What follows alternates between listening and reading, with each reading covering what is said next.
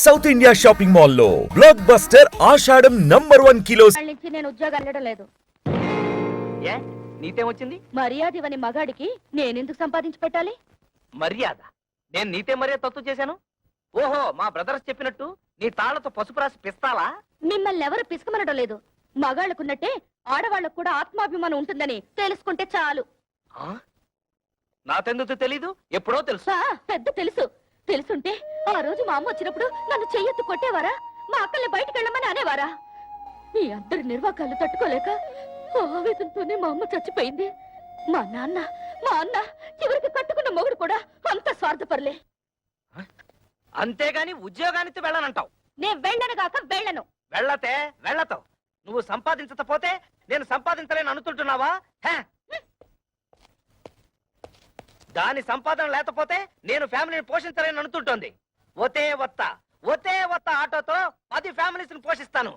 చూపిస్తాను తడాత ఏంటో.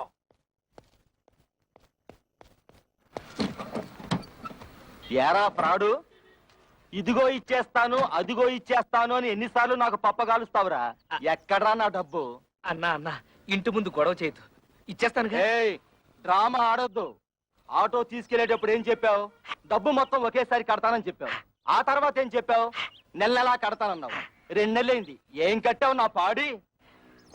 అది కాదన్నా, నెల రోజు నుంచి మా ఆవిడ ఉద్యోగానికి వెళ్ళడం లేదు. పెళ్ళాన్ని చెబితే వినాలి, పెళ్ళాన్ని తెస్తే తినాలి అని సినిమా కథలు నా దగ్గర చెప్పొద్దు. డబ్బు కట్టి ఆటో పట్టుకెళ్ళు. అన్నా నువ్వు ఇప్పుడు ఆటో తీసుకెళ్లిపోయావుంటే మా ఆవిడ నువ్వు చీప్గా చెప్పు. ఆహా, ఇప్పుడు నేను ఈ ఆటో తీసుకెళ్ళకపోతే మా ఆవిడ నన్ను మరీ చీప్గా చూస్తుంది. అది కాదన్నా.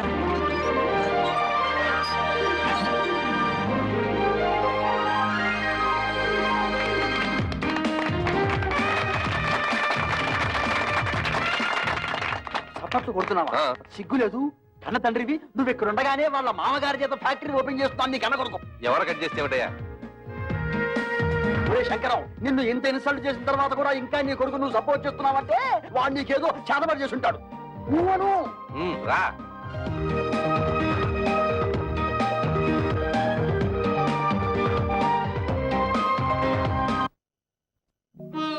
అమ్మ కూడా ఉండుంటే మనకు కాస్త అండగా ఉండేది. ఇప్పుడు అమ్మ కూడా చనిపోయింది. మనకెవరూ లేరని మన భర్తలు మనల్ని సాధించుకు తినడం మొదలు పెడతారు.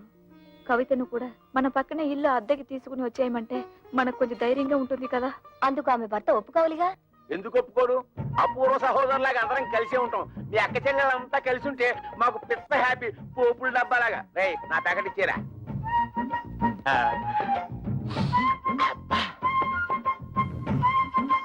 నీకు ఇష్టమని చికెన్ బిర్యానీ తెచ్చాను.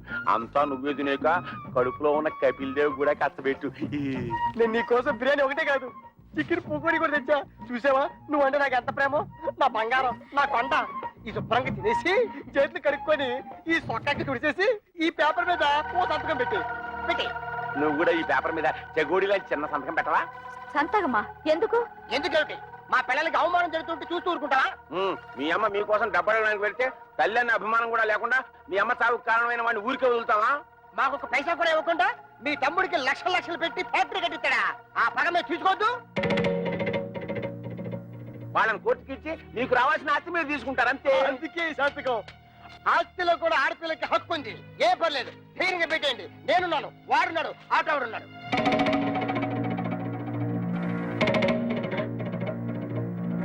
ఏంటి థింకింగ్ చేస్తారు? డోంట్ థింక్, పెట్టండి. పెట్టాం. మా నాన్న మమ్మల్ని అవమానించినా సరే, మాకు ఆస్తులు ఇవ్వకపోయినా సరే మా నాన్న మీద కేసు పెట్టాం. అవును, మమ్మల్ని కని పెంచి ఎంత వాళ్ళ చేసినా వాళ్ళ మీద కేసు పెట్టమంటారా? మేం పెట్టమంటే పెట్టాం. పెట్టాం. మా కుటుంబ గౌరవాన్ని మంట కలపం. పెట్టాను. అయితే లేకపోతే ఏంటయ్యా? సంతకాలు పెట్టడానికి బ్రెయిన్ ఎందుకు దండగా? మొగుళ్ళు అన్ని వేళ లేకుండా బేవర్సాగా రోడ్డు మీద తిరుగుతుంటే అది పిల్లలకి అవమానం కాదు? అప్పులో కనిపించకుండా దాక్కుడు మొదలాడుతుంటే అది పిల్లలకి అవమానం కాదు? ఆడ బాబు మీద కేసు పెట్టుకుంటే పెద్ద అవమానం అయిపోయిందట. ఏంటి పెద్ద రంకిలేస్తున్నారు? మా నాన్న ఆస్తిలో వాటా అడగడానికి మీకేం హక్కుంది? ఓతే నాతో హక్కు లేదు, నీతుందిగా, నువ్వు అడగొచ్చుగా. ఆస్తిలో హక్కుల సంగతి నాకు తెలుసు. ఎవరి మీద ఎప్పుడు ఎలా ప్రొసీడ్ అవ్వాలో కూడా తెలుసు. డబ్బు కోసం మీ వెలితి బుద్ధి ప్రదర్శించకండి. అబ్బా, అటు ఉద్యోగానికి వెళ్ళవు, ఇటు ఆస్తి తేవు. ఇత నువ్వేంటి ఇంట్లో? పనికిరాని చీపురు కట్టని మూలపడుండే ఖాళీ బియ్యపు డబ్బాని ఏంటంట? కృష్ణ నువ్వు ఆ పిల్లతో వాదించలేవు గాని నోరు మూసుకో. ఏంటి మూసే? 10th చక్కగా ఉద్యోగం చేసుకుంటున్న పిల్లాన్ని చేసుకోలేకుండా చేసావు. ఇవాళ రేపు ఉద్యోగానికి వెళ్దాం అనుకుంటే నువ్వు వచ్చి అక్కడ సంతకం పెట్టు ఇక్కడ సంతకం పెట్టు అంటూ నీ కక్కుర్తి బుద్ధి చూపించి మొత్తానికి మోసం చేసావు.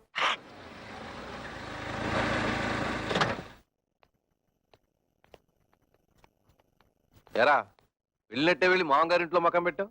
వయసు వచ్చిన పిల్ల ఇంట్లో ఉంది, పైగా దానికి ఒంట్లో బాలేదు. దాని మంచి చెడ్డ చూసుకోవాల్సిన బాధ్యత నీకు లేదా? నేను మాత్రం ఎన్నింటికని ఏడవన్నా. మా మామగారు మా మరదలకి పెళ్లి పెట్టుకున్నారు. అన్ని ఏర్పాట్లు నన్ను దగ్గరుండి చూసుకోమన్నారు. మీ మామగారి పనులు చూసుకోవాల్సిందే కాదన్ను. మీ అమ్మ చావుకొచ్చిన మీ అక్కలు చెల్లి కోపగించుకుని వెళ్ళి దాని దినానికి కూడా రాలేదు. పైగా మనం కూడా వాళ్ళ మంచి చెట్లు చూడటం మానేశాం. పెద్దకి 7 నెలల దానికి సీమంతం చేయాలి, పుట్టికి తీసుకురావాలి. మీ మూడు పిల్లలిద్దరు వెళ్ళి అక్కడ కూర్చుంటే ఇక్కడ ఈ పనులన్నీ ఎవరు చేస్తారా? రేపు మంచి రోజు, ఇద్దరు వెళ్ళి అక్కని తీసుకొద్దాం. ఆ పురుళ్ళు గిరుళ్ళు మనం ఎక్కడ పోయించగలం నాన్న? అసలే అమ్మలేదు. మీ అమ్మ లేకపోయినా మనకు తప్పదు కదరా. మా ఆవిడికి అలాంటి చాకరీలు చేసి అలవాట్లేదు. పురుటికి కావలిస్తే ఖర్చులకు డబ్బులు ఇచ్చేద్దాం, కానీ ఇక్కడ తీసుకురావడం గట్రా పెట్టుకోవద్దు. తోడ పుట్టినవాడు మాట్లాడాల్సిన మాటనేది. దానికి తొలి కానుపురా. పురిటికి పుట్టింటికి తీసుకురావడమే సాంప్రదాయం. అటువంటి సాంప్రదాయాలు అవి నాకు తెలియదు. మా మరదలి పెళ్లి పూర్తయ్యే వరకు నేను మీ కోడలు అక్కడే ఉండాలి. పదవి పోదాం. రేయ్ ఆగరా. సొంత అక్క పురిటి కంటే నీ మరదల పెళ్లి ఎక్కువైందా నీకు? అక్కా చెల్లెల వల్ల ఏం కలిసి వస్తుంది? బూడిదే. మా మామగారి వాళ్ళ ఫ్యాక్టరీ వచ్చింది, 10 మందిలో పరపతి పెరిగింది. మిగతా వాళ్ళు ఎలా పోయినా నాకు అనవసరం.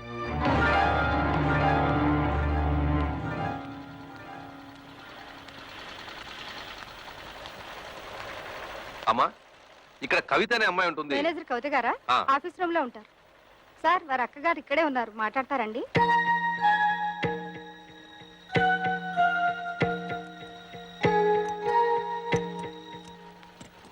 నువ్వు ఇక్కడ పని చేస్తున్నావా? చెయ్యికేం చేయాలి? బ్రతకడానికి ఏదో ఒకటి చేయాలిగా. మేము కష్టపడి పని చేస్తేనే మా మొగుళ్ళు మాకు తిండి పెడతారు. నువ్వు రా, మన పని చూసుకుందాం.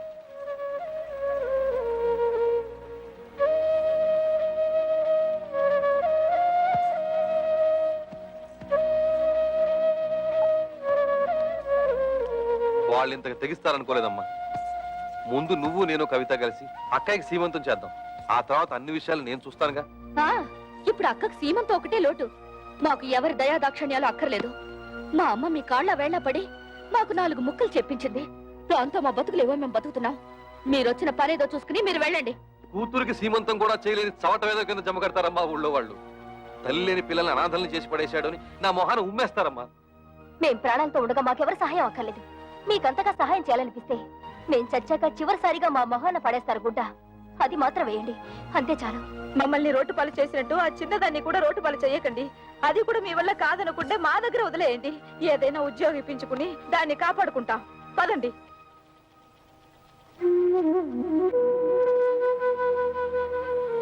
పొద్దున్నే సంతకాలు పెట్టమని పట్టుపట్టాం కదా, కొంపదీసి రైలు పట్టాల మీద తలకాయలు గానీ పెట్టేశారేమోరా. వాళ్ళు రైలు పట్టాల మీద తలకాయ, వాళ్ళు అసలే పోలందేవులు. ఏదో రోజు నీ తలకాయ నా తలకాయ తీసుకెళ్లి రైలు పట్టాల పెట్టేస్తారు. 100 పెట్లు గూడ్స్ బండి ఆరనేసుకుంటూ స్పీడ్ గా వచ్చేసి మా తలకాయ నుంచి ఎక్కేస్తది. 2 తలకాయలు లక్ష్మీ బొమ్మల బడేలు పేలి 2 తలకాయలు పక్కనే ఉండి కికికికికికికి నవ్వుకుంటాయి.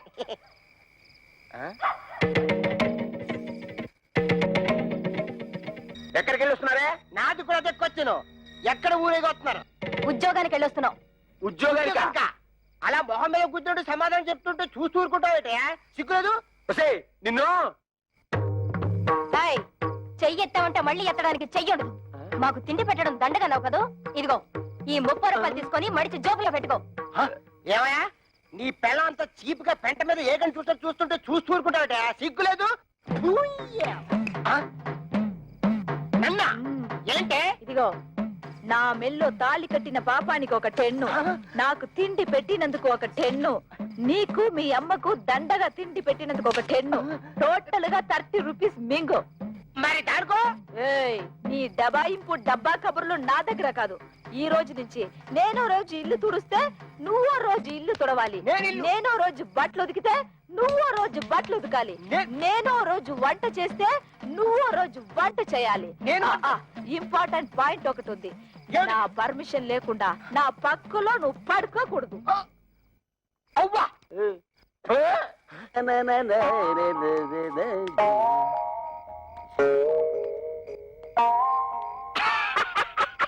తమ్ముడు మొహం ఏమిటి అలా ఉంది మాడిపోయిన మినపట్లాగా బుద్ధి పోనించుకోలేదు మాడిపోయిన మినపట్టు కాదు అరిపోయిన చీపురు కట్టని చెప్పు ఏ తమ్ముడనే నీ పిల్ల జై కొట్టిందా చీ కొట్టిందా చీపురు కట్టలో కొట్టిందా 30 రూపాయలు సంపాదించి మన పిల్లలే మళ్ళీ ఎరగొట్టారు తమ్ముడు అనే పిల్లం నెలకి 3000 రూపాయలు సంపాదిస్తుంది తుక్కు రేపేసాడు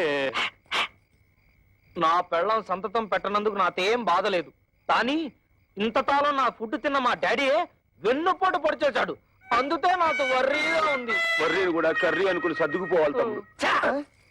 వాళ్ళింతతో తెగించడానికి కారణం ఏమైంటుందో తెలుసా? వాళ్ళ సంపాదన. దానికి స్పీడ్ బ్రేకర్ వేసేస్తే అప్పుడేం చేస్తారు? పొయ్యి కింద నుంచి మంట లాగెత్తే నూనె లాగాగుతుంది చచ్చినట్టు మన దారికి వస్తారు. బాత్రూమ్ లో పైప్ కట్టేస్తే ఏం పెట్టి కడుక్కుంటారు సో మనం రేపే వాళ్ళు పనిచేసే ఆఫీసుకు వెళ్తున్నాం. వాళ్ళ మేనేజర్ ని 4 పీట్లు వాళ్ళ ఉద్యోగాలు డిస్మిస్ చేయమని అడుగుతున్నాం. హలో ఏంటి కరాటే ఫంక్షన్? ఇంతకాలం పోలీస్ ఆఫీసర్ గా పనిచేసేవాడిని నేను. తప్పకుండా వస్తాను. షూర్.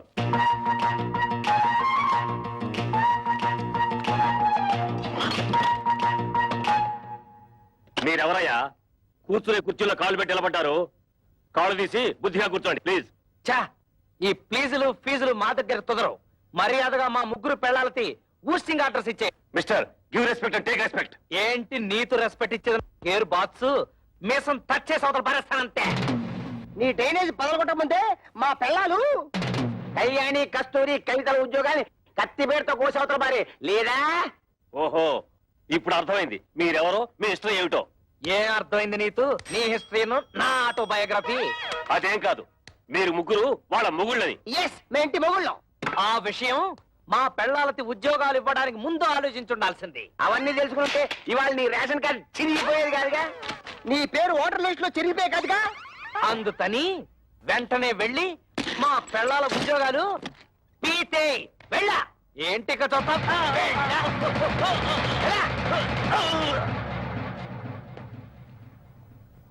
ఏంట్రా అత్తడే చూస్తూ నిలబడ్డావు?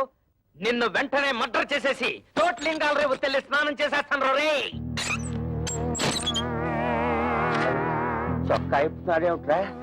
ఆఫీసులోనే షేకాయ పెట్టి స్నానం చేస్తాడా ఏంటి? ఆ పాడి ఏంట్రా మున్సిపాలిటీ వాటర్ ట్యాంకర్ లాగా ఎలా పెంచేసావు? ఇదిగో ఒక్కడే ముగ్గురిని కలిపి కొనడం రూల్ చెప్తూ. ఏంట్రా ఇంతసేపు మీరు చేసిన ఆగడాలు ఓపికగా భరిస్తుంటే పిచ్చి కుక్కలాగా తెగరెచ్చిపోతున్నారు. పెళ్ళాలకు తిండి పెట్టలేని దద్దమలేని ఉద్యోగాలు ఇస్తే నా మీదే మీరు తిరగబడతారా? మీ తోలు ఒలిచేస్తాను.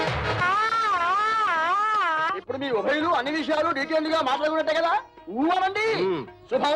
ఒరే శంకరం, ఈ తాంబూలం అటు తీసుకోండి. శతమానం భవతి శతాయ పురుష శతేంద్రియ ఆయుష్ సేవేంద్రియే ప్రతిష్టతి. మీరు ఇవ్వండి. ఒకసారి పల్లె ముట్టుకోండి. ముహూర్తాలు పెట్టుకుందాం. ముహూర్తాలు పెట్టుకుందాం. సమ్మతమేనా? సమ్మతమే. శుభం. లేవండి.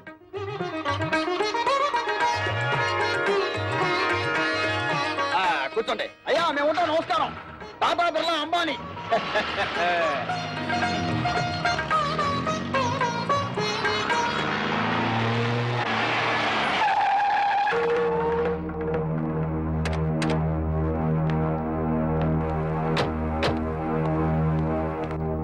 ఎవరన్నా వాళ్ళు?